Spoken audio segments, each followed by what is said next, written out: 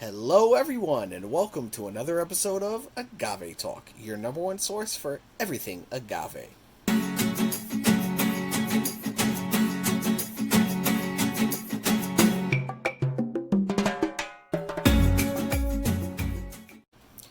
We appreciate you being here with us today. This is a very special episode. I got a friend of mine. We're going to call him John. My friend John does not like tequila, okay?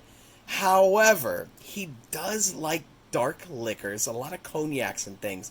So, we thought maybe he would like some extra añejos. What we ended up doing right now is we have 4 extra añejos, and we are going to give him a blind taste test. So, we have our Jose Cuervo Reserva de la Familia, we got our El Tesoro, we got our Santa Matias, and we have our Cazadores. And if you notice, we have a little piece of paper written down with every single one. So John is going to be blindfolded. He's not going to know which is which. I'm going to shuffle around the shot glasses, but keep the piece of paper underneath. He's going to try every single shot, every single pour, and then he's going to rank them in his order of favorites. Number 1, 2, 3, and 4. So, once again, we appreciate you being here with this experiment. John, how you feeling? Not good, though. I'm not looking forward to this. John does not want to do this, but you know what? We don't care about John. We care about you and our followers. This is an amazing experiment. Let's mix these up, and we will be right back. All right, everyone, we are back. I removed the bottles. I ended up mixing up the shot glasses, and if you notice, Oh, it smells horrible, man.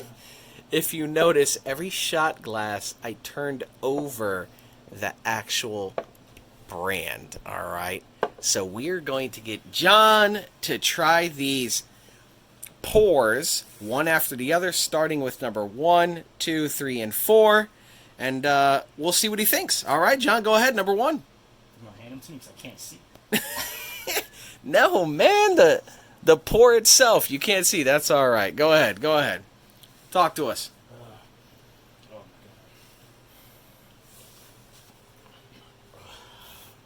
my God. Oh, that's just bad. Oh, man. Number 2. Not liking number 1. What do you think about number 1? It's making my stomach hurt, dog. Oh, man.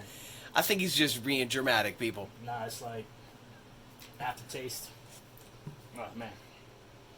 Number 2. This one I think smells stronger than the last one.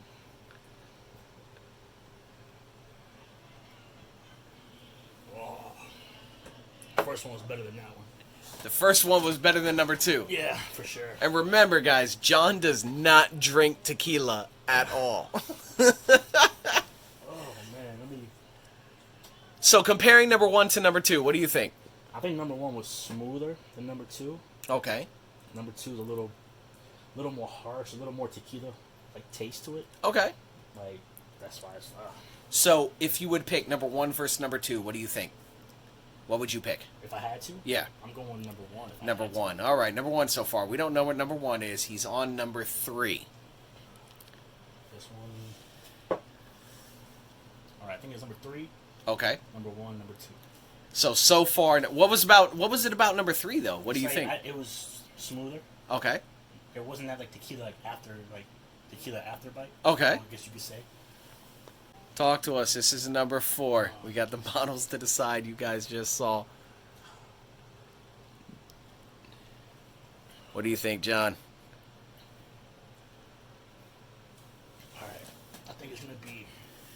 So what do you think about number 4? I think it's the second best one. I think. The second best. Between 3 and 4 as a top 2.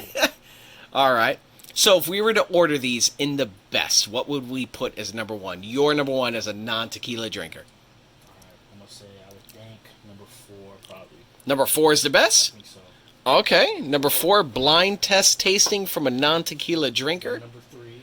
Number 3, we are moving over to number 2. Number 1. Number 1, let's move this over. Oh, I lost the paper. Yeah, that one's that second one's the worst. This one, And number 2, you were not feeling number 2 at all. Okay, so we just reordered all of these shots, all of these pours. Let's bring it on back. This is a new experiment we've been doing. Oh, yeah, no, this was number 4. This is a new experiment we're doing on the fly. I came over to my friend's house. I had a few bottles with me. I was going to give to his family that actually likes tequila. And I thought, you know what? It would be a great video to do a video with somebody that does not like tequila.